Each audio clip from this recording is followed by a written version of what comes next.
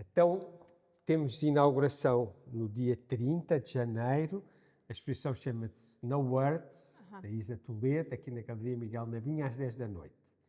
E vamos começar, porque agora é No Words, e até agora as duas outras exposições que fizeste aqui era com muitas words. Não é? Sim. Pronto, e eu queria perceber porque é que deixaste de ter palavras, queria perceber várias coisas, queria perceber se... Eu estava a falar contigo antes de começar a entrevista, estava-me a lembrar da música do Words Don't Come Easy, mas agora é mais se as imagens também não vêm facilmente, se tiveste alguma dificuldade, como é que... Porque é que, para já, uma coisa de cada vez. Primeiro, porque é que tu quiseste pôr as palavras de parte? Eu acho que era uma sensação quase de words come too easy. Ok. O Pick a Card Any Card foi um trabalho só de palavra e de coleção de tipo sumos de palavra, e eu sentia que aquilo mais ou menos calhou. E dos 2 anos entre o Pick a Card Any Card por causa da comédia, eu fui mesmo focando na palavra, sendo que eu tinha começado com a pintura e eu andava a fazer vídeos. E sempre que as pessoas me perguntavam qual era o meu médio, eu passei a dizer que era a palavra que era o fio condutor. E o título, No Words, acabou por ser a maneira que eu comecei a descrever a exposição, porque em determinado momento passou de ser uma ideia que era completamente focada em palavras, em significados. Era uma altura em que eu queria chamar essa exposição de Maybe This Time. Ia ser Maybe, e o This, e o Time, e todas as obras iam ser mais ou menos a volta daquela semântica e daquele significado. E toda a minha visão do mundo estava a ser bastante, tipo... afunilada pela palavra, eu sentia. Tudo que eu salvava, as imagens que eu fotografava, Os vídeos, não é? os vídeos, aquilo passou a ser uma coisa tipo quase uma prisão E um jogo, não é? da qual eu precisei me libertar. E em dado momento eu resolvi que a única coisa que eu queria para essa exposição era não estar a usar a palavra enquanto muleta. Um retreat. Sim, ou como uma coisa que ia me prevenir de encontrar sentido na matéria. Estou a perceber. Pelo menos o sentido que as palavras trazem. Eu acho que de alguma maneira eu comecei a perceber que o uso demasiado da palavra era de alguma maneira um cop-out, no meu caso. Eu acho que eu tinha um medo, talvez, que a obra ia ser sem sentido. E pelo menos tendo a palavra embebida na obra, pelo menos um sentido está dado. Não é nonsense, estás a ver? Não é meaningless. Sim. E foi uma coisa até bastante vulnerável estar a apresentar ou estar a criar obras onde o sentido não é dado de todo. Cabe mesmo aquilo que a arte faz melhor, que é deixar qualquer um encontrar o sentido que lhe apetece, que lhe convém. E o próprio artista também. Sim, Claro. eu senti isso. E agora diz-me outra coisa, que é, foi difícil voltar a este lugar em que a palavra não está em primeiro plano e está quase obliterada, em que é o mundo das imagens. Eu acho que a primeira dificuldade foi me libertar completamente.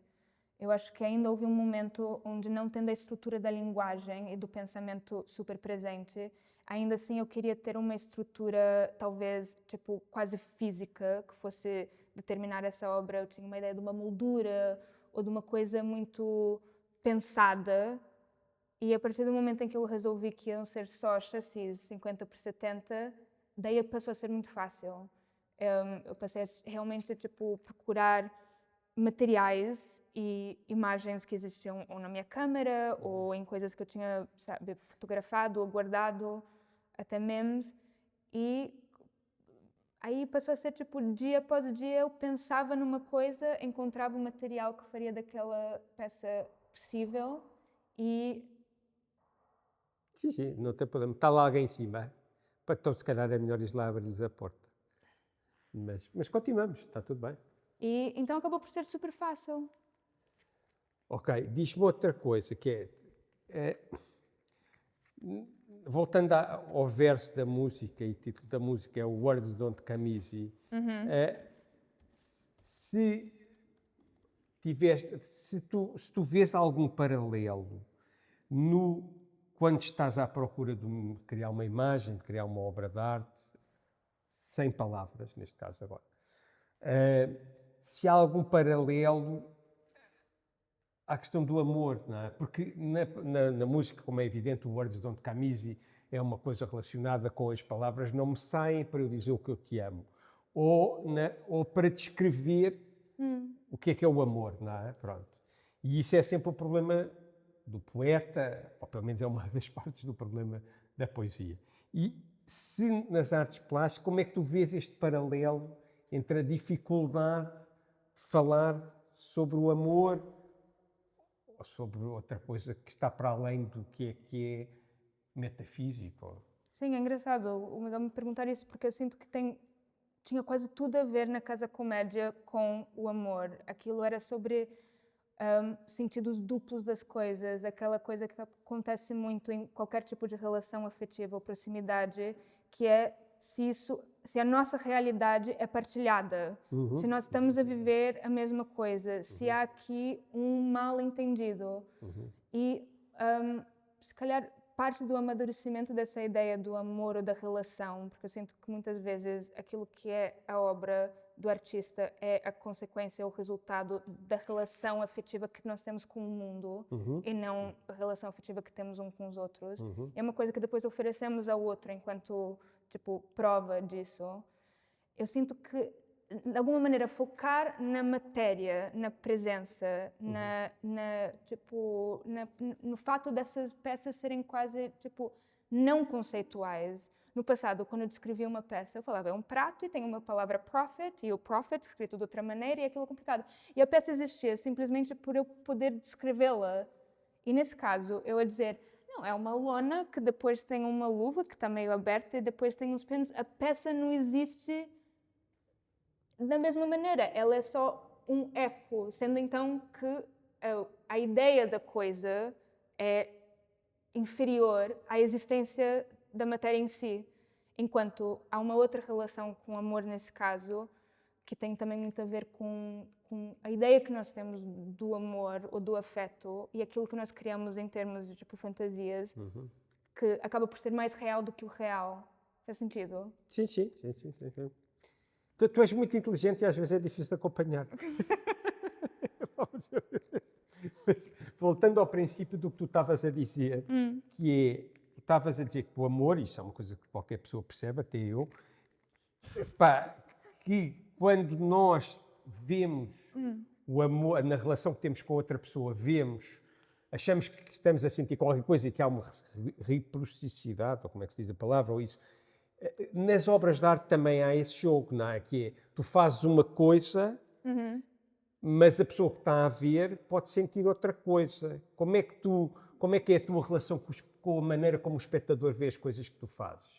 E agora ainda para mais como elas são mesmo visuais, não é? Sim. E mais, se calhar, encriptadas, porque a linguagem visual, de alguma maneira, é mais livre, mas muito mais encriptada. Pois. Não é? Porque, por exemplo, a música e a literatura, o escrever, são coisas que têm cânones muito mais fechados. Se calhar há gajos que vão dizer que eu estou maluco e que não é verdade, mas eu acho que é.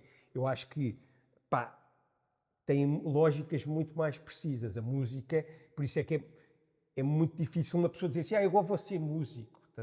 Não é? Apesar de que há uma história muito engraçada, que é o Vítor Rufo foi meu professor de guitarra há muitos anos, e eu tinha tido 3 ou 4 aulas de guitarra, e o gajo disse-me, olha, hoje anda lá a tocar connosco, e era tipo o Nuno Rebelo, um dos maiores músicos portugueses experimentais, e eu disse, tu enlouqueceste.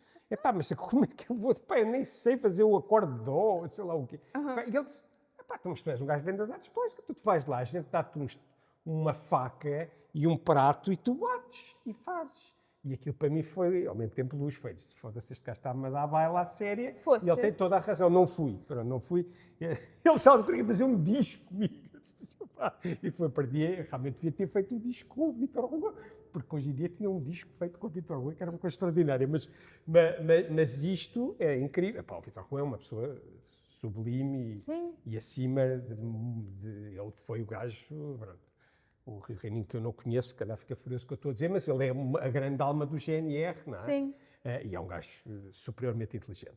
Mas isto agora até me perdi nisto que não. estava a dizer. Mas então Eu diz acho que essa relação. Há duas coisas aqui. Há tipo a relação entre a pessoa a fazer a peça, que eu achava que o que o Miguel ia dizer, e eu acho que também tem a ver com a música e o jamming nessas questões, e o que a peça está a dar enquanto uma pessoa está a criá-la e o tempo que uma pessoa passa. Isso é uma coisa normal e afetiva. Mas essa questão da vulnerabilidade em estar a apresentar uma coisa que não requer uma atenção disposta no tempo. A literatura ou a música são coisas que uma pessoa, ao compactuar com aquilo, claro, sabe que vai sacrificar um tempo. Claro. E eu acho que até no passado, imagina, na Pick-a-Card Card, eu acho que isso tem a ver com um desejo da minha parte, tipo, subconsciente até agora, talvez, de controlar o outro, a atenção que o outro me dá e de alguma maneira conseguir fazer um controle desse, não é controlar o outro, é saber, pronto, essa pessoa veio aqui... É ter um pouco do outro connosco. E dar de volta. Então, eu sei que a pessoa vai prestar atenção no pick-a-card porque eu vou estar a escrever no convite. Ou então, quando eu tinha a mesa dos carimbos, eu consigo ver em tempo real que as pessoas estão a marcar e tem a consequência disso. E até quando eu fiz a performance, é uma coisa disposta no tempo e as pessoas estão a ver, então é um love test ou um proof que as pessoas têm que realmente gostaram, mesmo se não me dizem. E desta vez eu sinto que não há prova disso. As pessoas vão poder chegar, ver e não há nada depois da primeira vez que eles vêm que vão prendê-los à obra. Mas tu estás à espera que, como o rockstar, quando se atira do palco para cima do público e está a contar que as pessoas o agarrem, tu estás à espera que as pessoas te agarrem de alguma maneira? Eu sinto que nem o Miguel com convite para o jamming, sabe? É tipo assim, poxa, se calhar vai. Está aqui? Se quiserem. Se quiserem gostarem.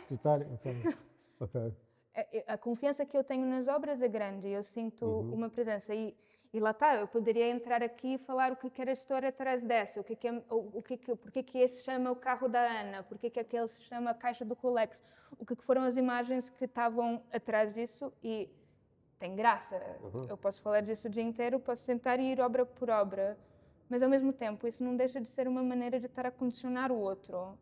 E isso depois, por acaso, a dar o título das obras e até a dar o título à exposição, eu senti que eu estava a ser... Era meio que uma batotagem. É tipo, no words, pero some words. Tem folha de sala, tem título, tem convite, tem essa entrevista.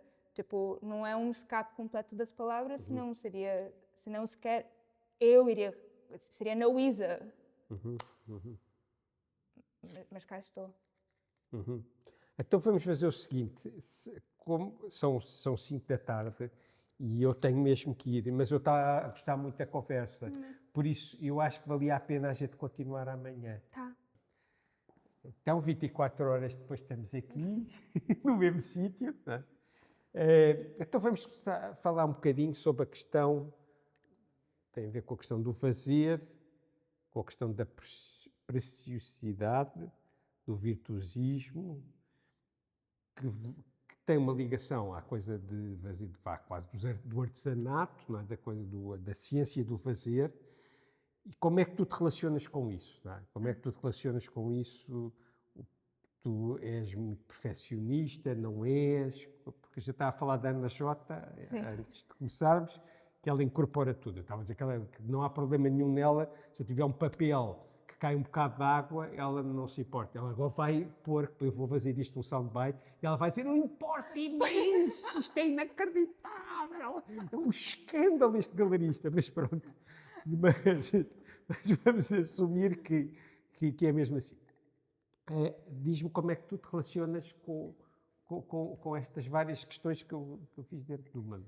É engraçado porque eu acabo por ser... eu tenho uma fama de perfeccionista com certas pessoas, tipo a minha mãe, ou a pessoas que... O teu pai? O meu pai é uma pessoa muito... Claro. muito estamos aqui a falar de uma... Convém que ele seja perfeccionista. Sim, meu pai é cirurgião. Plástico. Não sei se diz plástico, diz. Okay. E a questão é que eu, na aproximação do artesanato ou do craft em geral, aquilo é muito julgado pelo requinte minucioso. Uma pessoa sempre vê a qualidade de um bordado pelo avesso, são detalhes na alta costura que são os seams e coisas invisíveis que denotam a qualidade da coisa. E, para mim, essa questão não de ser requintada no que precisa ser requintado e o que é simplesmente a consequência da minha relação com a matéria e aquilo que eu tenho a capacidade de fazer, teve muito em jogo durante essas peças todas. Havia momentos onde eu achava, não, para isso ser bom, não só meaningful, não só um retrato certo daquilo que eu estava a tentar expor, é preciso ter algo mais. Então, eu tomava cuidado com o avesso das coisas. No começo, nessa daqui, eu quase refiz isso para ter o avesso mais bem feito, a perfeição de como eu estava a stretch o canvas. Mas achas que de uma forma quase miraculosa o que está por trás acaba por aparecer? Sim, ou que... Ou é só uma questão de conforto teu? Aquilo eu acho que era um conforto psicológico na medida em que eu estava a fazer uma coisa nova e que eu sou supostamente mestre em pintura, tendo feito aquilo, mas ainda assim tive que ir ao Google para ver como esticar uma tela, sabe? Tipo, eu estava a fazer assim coisas pela primeira vez em muito tempo e a justificação no começo para mim é que eu estou a fazer isso bem. Isso começou a não ser tão importante quantas mais obras eu fazia. E esse momento do requinte ou não, o fato dessa luva não ter assim... É importante para mim estarmos aqui a tirar esses pelos porque eles não pertencem. Mas aqui o fato de estar fora já não é assim tão importante. É importante para mim encontrarmos uma solução porque isso anda a cair, mas isso é só porque importa a longevidade dessa obra no momento em que ela sai da galeria e não porque é bom ou melhor ou certo. De obra em obra eu posso ver aquilo que é um confronto com o meu próprio perfeccionismo, mas muitas vezes o perfeito é o inimigo do feito, sabe? É preciso mesmo simplesmente fazer. Essa frase não conhecia, estou sempre a dizer essa frase de outra maneira, mas o ótimo é inimigo do bom, não, que é mais ou menos a mesma coisa. O perfeito do perfeito. Sim, essa frase vou começar a usar a torta e direito. Mas já agora vamos passar, estamos a falar disto, para outra coisa, que é, eu não sei quando é que foi que aquele gajo, o Anderson, o fashion designer que fez a coleção da Dior, a última coleção da Dior, eu não sou um gajo com particular interesse por a moda, apesar de ter uma filha fashion designer, mas não sou completamente obliterado. Não. E a questão ali, aquilo era, até eu fiquei apaixonado por aquilo. Não é? Aquilo era, eu vou dizer nestes disparates, mas estão nas tintas, que é entre o clássico e o moderno, entre o pormenor e o deixar, e o laissez-faire, laissez-passer, e o deixar andar, não é? Como é que tu olhas para aquela coleção? Isto agora é mesmo tirar o chão completamente. Como é que tu olhas para aquela coleção? Como é que tu olhas para aquilo? Como é que tu vês a relação daquilo com a arte? Eu estava a pensar nisso ontem, de fato, porque uma das obras, essa daqui, os Browns, era um sampler de cores castanhas que eu queria para fazer um par de calças. Foi aí que começou essa questão dos Browns. E teve um momento em que essas estrelas eram amarelas, era um amarelo que eu tinha visto numa vitrine. Ali era uma confusão de coisas que eu estava à procura, materiais e tal. E houve um momento em que um amigo meu, que também é artista, disse que aquilo era demasiado, tipo, fashion publicity com amarelo. E eu percebi, ele falou de um outro que não é o J.W. Anderson, mas aquilo toca numa crítica do meu interior que é uma versão que eu sei que eu tenho com uma certa comercialização. Uma certa quê? Comercialização do que é ser comercial. É essa ideia que há um canibalismo muitas vezes na moda daquilo que é a arte por si só e acaba por virar uma estética que é dirigida para o lucro, ou para a venda, ou para as coisas, e o valor daquilo depende de uma recompensa. Então, sempre que eu penso na moda, na crítica, quem sou para criticar a moda, mas quando eu penso na moda, aquilo ali é um momento onde todas essas questões, o requinte, o craft, o ser útil ou não, o de ter tipo significado no mundo, coesão numa coleção, aquilo existe muito na moda e ao mesmo tempo eu acho é muito difícil eu não entrar aqui num paradoxo que é até que ponto a minha crítica do comercialismo não é uma defesa contra outros medos, o medo do fracasso, o medo do que quer que seja. Então, como é claro, o J.W. Anderson, para já, com a Dior, a minha opinião franca é que ele está com mais trabalho do que uma pessoa poderia fazer. São demasiados cargos. Sim, ele está a fazer 3 coleções por Women's, Men's, o J.W. Anderson, aquilo é muito trabalho. São para 3 ou 4 marcas. Eu não sei como é que uma pessoa pode dar conta de tantas coisas, então...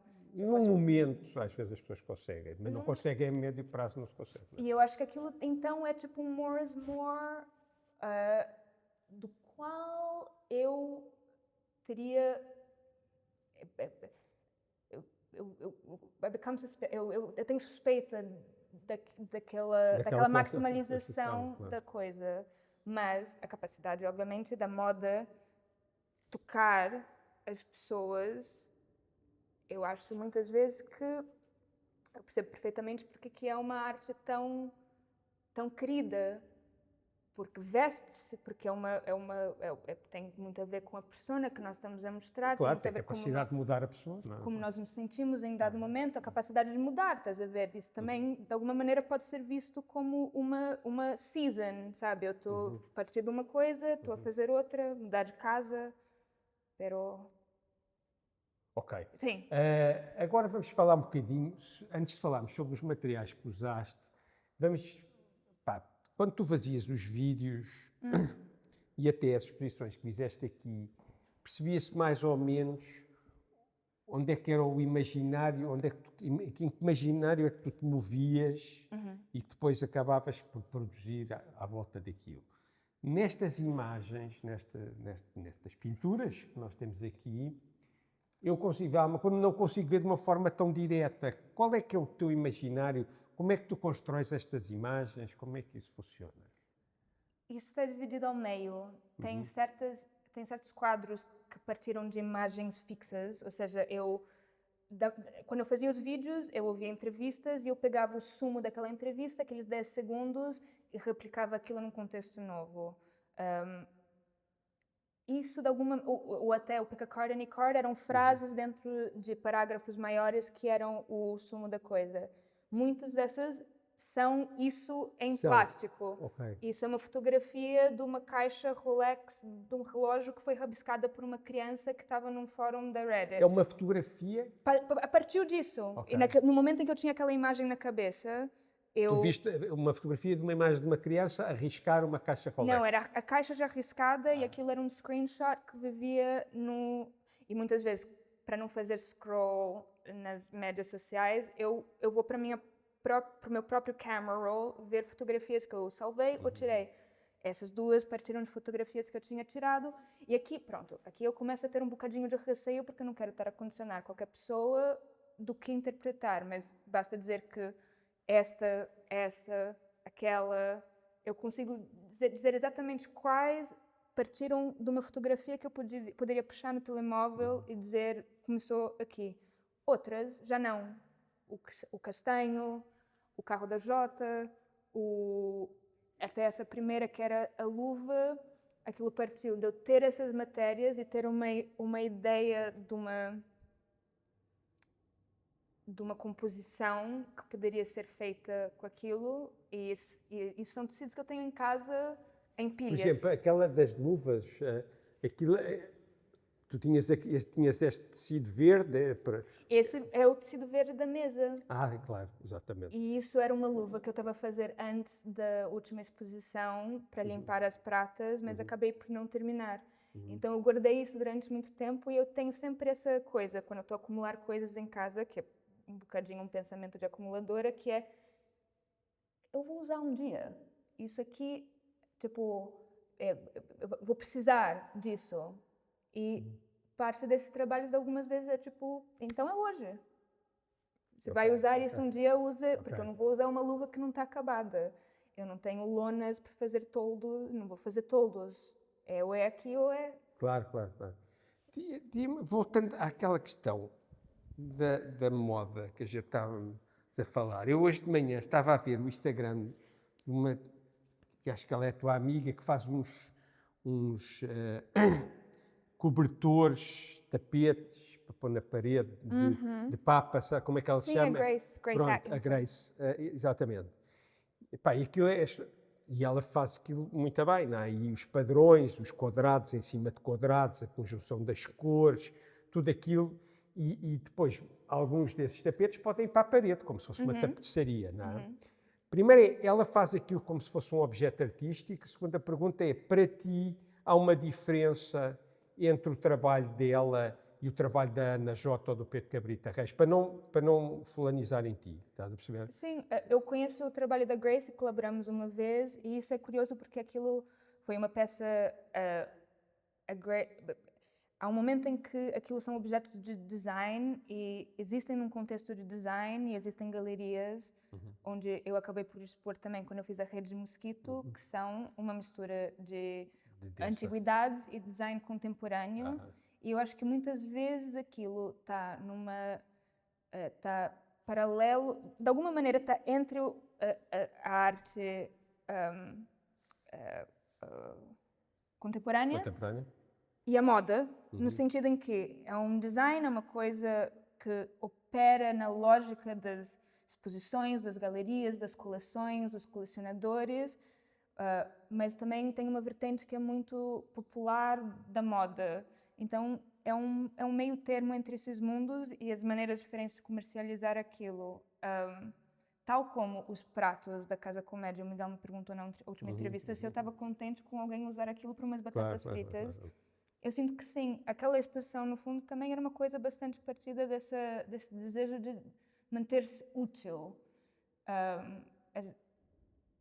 As duas palavras que eu penso muito acerca daquilo que é o meu trabalho é a utilidade de estar a fazer uma coisa dessas, e esses objetos são os mais inúteis que eu já fiz na vida. Acabam por ser decorações, tal como pôr a manta numa parede, é retirar daquilo o seu poder prático. Funcional, aqui já não vão ser calças, porque são isso. Claro. Isso aqui já não é E tu acreditas, porque há muitas pessoas que definem o conceito de arte em qualquer coisa que é useless, portanto, que não serve para nada, e que isso é que distingue a arte da arquitetura, do design, etc. Não é? Sim.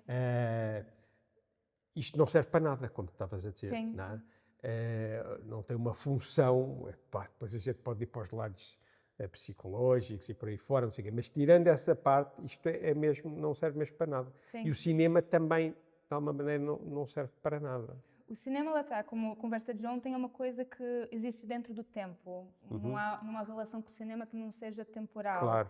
E isso acaba, eu sinto, por ser até menos útil no sentido em que não há tempo. Não consegues apanhar. Não apanhas. Uma pessoa fica por querer ficar e não por outra razão. Olha, e a música também, nesse sentido, também é useless. Mas também é tempo. Uma pessoa passa também tempo. Tem, como o cinema. Mas pronto, mas agora para não nos dispersarmos, queria perceber como é que tu vês essa noção de que a arte é qualquer coisa que não tem utilização. Porque ainda agora estavas a dizer que te incomoda um bocado, que até gostavas, Sim. quando as bandejas, não é, poderiam ser postas outra vez com febras ou batatas fritas. Mas gosto. Eu sei. Por isso queria perceber como é que tu te relacionas com a noção de que só se torna arte, porque há imensos artistas que atacam de uma forma veemente os arquitetos, porque eles fazem coisas que servem para qualquer coisa. Sim. Os arquitetos, que se calhar às vezes não são muito inteligentes, pá, caem na esparrela, caem na armadilha. Sim. E então ficam irritadíssimos e então ainda tornam os edifícios mais a fingir que é arte. Isso é uma perversão absolutamente gigante que eu acho que existe na arquitetura, que é como eles sentem o parente pobre, em vez de dizer assim, sim, a gente faz coisas utilitárias, estamos nas tintas para vocês artistas plásticos. Pois. Fuck you, estás a perceber? Sim. Não, os gajos ficam todos nervosos e todos inseguros e pá, agora vou fazer uma piscina que não serve para nada, que o gajo para entrar lá para dentro tem que se cortar todo e não sei o quê, só para ficar muito bonita. Tu já viste o nível de perversão disto? Os arquitetos andam sempre neste filme vou fazer uma coisa que é useless, estás a perceber? Percebes? Mas, E depois as pessoas... E depois, eu forte me rir, porque às vezes os arquitetos estão a trabalhar para artistas plásticos e eles estão tipo, pá, este gajo é ridículo. Estás a perceber? Este gajo é maluco, estás a ver? Pronto, e agora estou aqui a meter imensa informação ao mesmo tempo, mas eu queria pensei pela primeira perceber vez agora, enquanto o Miguel estava a falar, que na verdade o que é arte ou não não cabe a mim decidir, cabe a qualquer um decidir o que é arte e o que não é dentro da sua vida, e eu acho que aquilo é uma coisa que sensibiliza uma pessoa a ver o mundo de uma maneira diferente depois de entrar em contato com ela.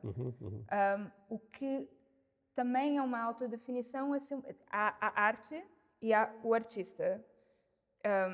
Se um arquiteto quiser chamar-se a si próprio de artista, go for it. Tipo, quem sou eu para dizer isso? E se aquela obra do arquiteto é arte ou não, depois também não cabe ao arquiteto dizer se é ou não é. Cabe a qualquer pessoa que tenha uma experiência. Se calhar a pessoa que cortou o joelho na piscina passa a ver o mundo de uma forma diferente a partir daquele momento. Eu digo isso porque uma vez cortei. E pronto, aquilo é de alguma maneira... Olha, não pensei nisso antes, eu vou ter que sentar e pensar mais umas 24 horas para ver se isso segura a água, claro. mas eu acho que de alguma maneira essa definição, ela, no sentido em que nada é nada e tudo pode ser o que queremos ou não, a semântica das coisas, é a minha posição. Tem muitas coisas que para mim tinham aquele poder da arte, o impacto, digamos assim, aquela persiana que estava fora a tapar uma janela, e foi o facto daquilo ser art para mim que depois fez com que eu, enquanto artista, pegasse aquela sensibilidade que aquele momento me deu, aquela imagem, aquela foto, e tentasse criar outra coisa. E agora aqui cabe a qualquer pessoa vir e ser sensibilizada por essa obra ou não, mas o meu trabalho está feito. Ok. Outra questão, que é, tu és uma pessoa muito sensível ao que está a passar no mundo hoje em dia. Os problemas todos, o Trump, a Gaza, a Venezuela, a Ucrânia, a China, Portugal. Sim.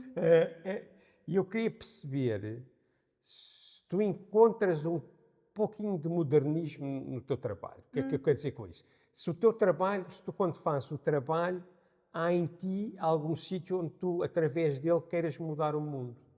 E que tenhas um novo mundo novo, como é que é aquela coisa do outro gajo, do escritor escandinavo. Aldous Huxley. Sim. O Huxley. Brave New World. Exatamente. Epá, portanto, queria perceber se o teu trabalho tem isso, se há alguma coisa de ideológico no teu trabalho, ou se o teu trabalho é completamente quase... é só mesmo uma procura de uma beleza. Sim. A questão tipo, da política ou da moralidade dentro do trabalho, eu li uma coisa fabulosa que eu acho que foi no Paris Review, num artigo sobre traduções, que nesse artigo dizia que a moralidade é para a arte o que o ovo é para um bolo. Se uma pessoa sentir o sabor do ovo, beber bocados de ovo, é um bolo falhado. Então aquilo tem que estar muito bem... Mas tem que ter sempre. Emulsificado. Então, como é evidente, eu acho que as minhas sensibilidades, eu acho que são mais óbvias no sentido da escolha de materiais, se calhar. Eu tenho assim, opiniões, digamos, acerca de certos materiais, mas sobretudo o que eu acho que acaba por ser uma sublimação daquilo que é a minha posição política é de alguma maneira a política acaba por ser, muitas vezes, a maneira que as pessoas falam da política é uma maneira de, algumas vezes, externalizar agressões, opiniões, a ideia que nós temos de nós próprios enquanto pessoas boas ou certas em discussões. E eu acabo por ser muito mais agressiva quando estou a falar sobre a política do que eu sou em outros momentos mais agradadores da minha relação do dia a dia.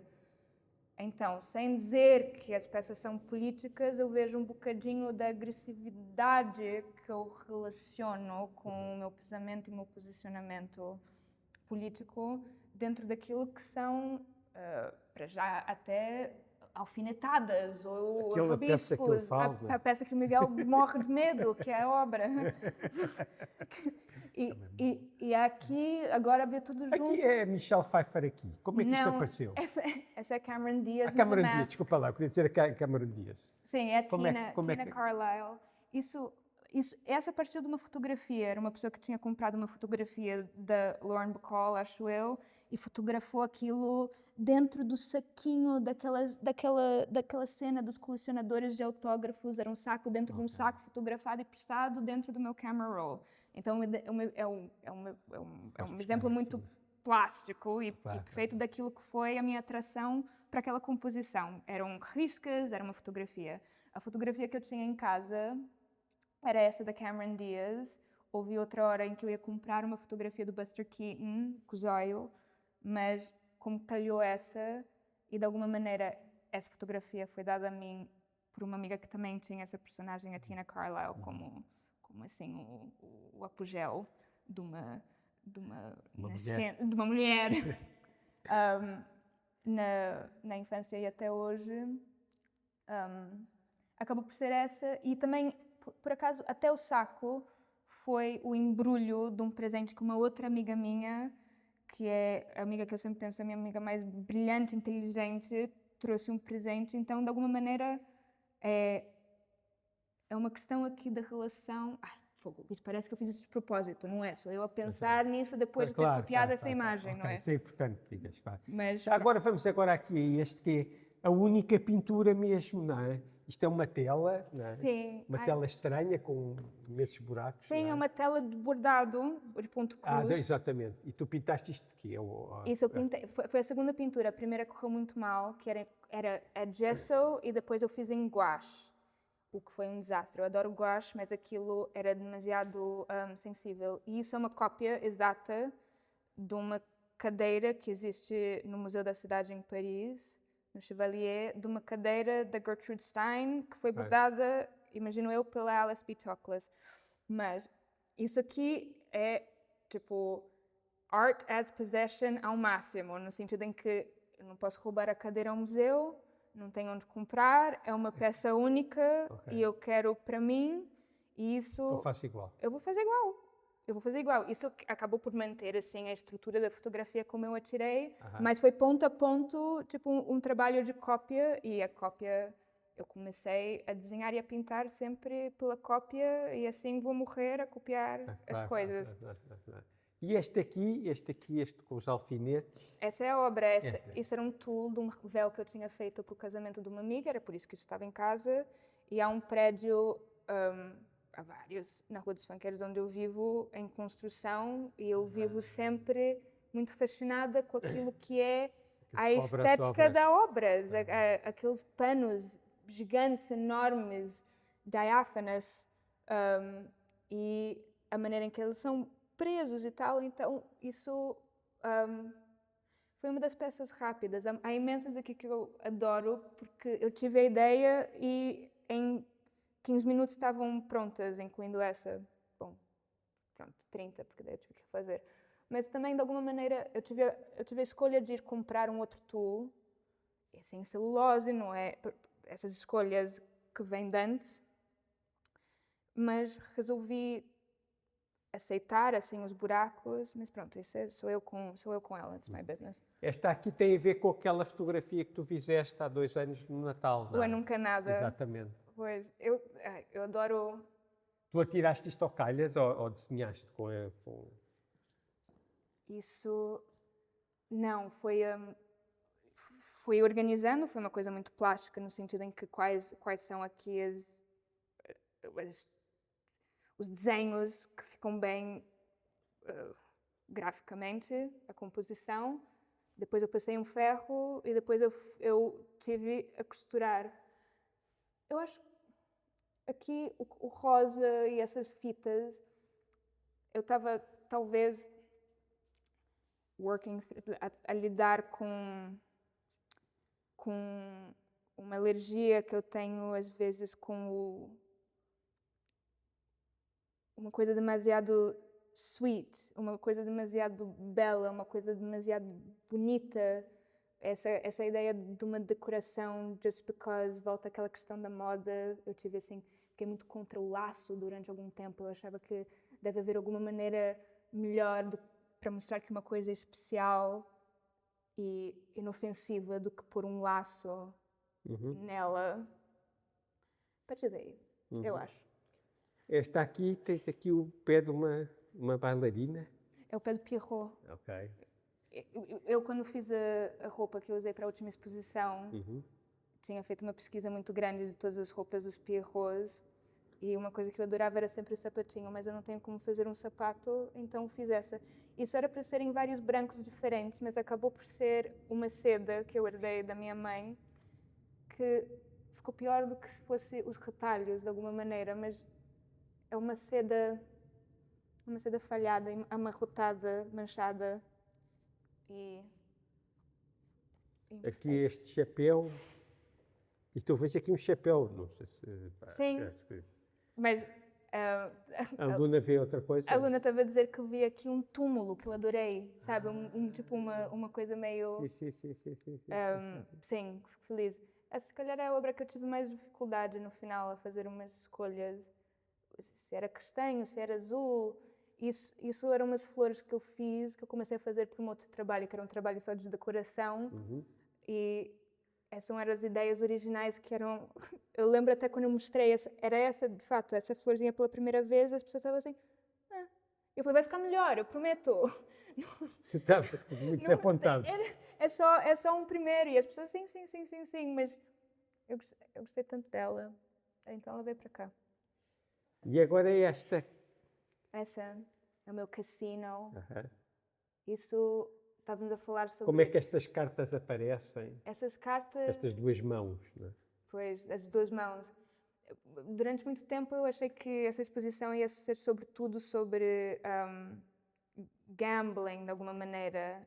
Eu estava muito interessada nessa ideia que compulsividade, repetição e gambling... Como é que se diz gambling? A jogar. O jogo. Aquilo que é a adição no jogo não é ganhar, é quase ganhar. E é o quase ganhar que faz com que as pessoas continuem a voltar. O momento de pico de euforia é o quase, almost winning. E enquanto objeto plástico, algo parecido existia como papel de parede no fundo de uma fotografia, de uma cadeira histórica prestada numa dessas coisas de design. E o tecido foi-me dado por uma retrosaria Mr. lá embaixo, que me deixaram usar um dead stock. Então haviam vários elementos. Eu sabia que eu queria esse leque de possibilidades. E eu tinha os talões em casa de um outro projeto. O tecido foi oferecido, eu queria uma coisa prateada e foi a melhor prata que eu encontrei. E o acolchoado, de alguma maneira, veio sobre... Sei lá o que é sobre, mas eu vejo agora essa... Uma coisa do banco, não é? Sim, uma coisa meio farta. Eu queria uma coisa meio... Like... Explodido. Sim, like oysters. Sim. Então era essa peça. Ok, diz-me uma coisa para outra. Espera aí, esta aqui também... Esta aqui é das minhas Miguel, favoritas. fala-me tu dessa peça, porque tu gostaste tanto dela. Opa, esta peça... eu falar sobre obras de arte, eu peço aos artistas para falar. Porque é impossível, mas... isto é uma pintura muito bonita. Acho que... Aqui acho uma coisa... Vejo de uma forma muito plástica, estás a ver? Gosto de tudo. Gosto destes cantos. Gosto imenso das riscas, não é? Que depois aparecem outra vez no papel original. Esta peça eu gosto imenso. Talvez seja a minha peça favorita da exposição, não sei. Mas há várias que eu gosto muito. Mas esta peça gosto imenso. Agora, não tenho nada de especial para dizer. Isto remete-me para uma série de sítios onde eu sou feliz, basicamente. Também eu. Pá, é uma coisa muito. As coisas, quando são muito simples e encaixam diretamente em ti, não é? É quando tu sentes uma certa plenitude na relação que tu podes ter com um objeto, não é? Sim, E com esta, como tu sabes, aconteceu desde o princípio, não é? sim. Pá, e parece ter sido feita de uma forma, se calhar, rápida, não é? Mas não faço ideia como é que tu a fizeste. Mas é isso. Mas é isso. Eu poderia dizer de onde veio o material, os cantos, o papel, mas com essa, de alguma maneira, também, se calhar, é a única que é meio no words. Pá, sim. Não preciso dizer Pá, mais esta é nada. mesmo uma pintura. Para mim, esta é a que se aproxima mais de pintura, para mim. E não é utilizado nenhuma técnica convencional de pintura, como o óleo ou o acrílico ou o que for, mas para mim é que se aproxima mais de uma pintura, porque eu acho que remete para uma série, um bocado para a história da arte também, não é? E para várias coisas que foram feitas durante os últimos 150 anos, sem dúvida, não é? Pronto, agora ia-te perguntar duas coisas, vamos anunciar a exposição. Te fizeste alguma roupa para a inauguração? Não, resolvi não Não fazer. vai ser, porque estavas a falar há bocado sobre isso, por isso é que te Resolvi respondi. não fazer. Ok, então vamos dizer, diz tu, anuncia a tua exposição. Onde é, que horas, aonde? Sexta-feira, dia 30 de janeiro, às 10 da noite, aqui na Galeria Miguel Nabinho, em Campo de Ourique, Lisboa. Pronto, pá, venham todos, a exposição, como vocês veem aqui um bocadinho, é maravilhosa e é isso. E fica quanto tempo? Também as pessoas não sabem Pá, isso. olha, não sei, tenho que ver, vamos ver a seguir. Estão abertos todos os dias. Estamos abertos, Não é não, preciso estamos dizer- abertos só domingo, estamos fechados. Estão fechados. Segunda a sábado, das 10h30 às 7h. E fechamos da 1 às 2h. Bueno.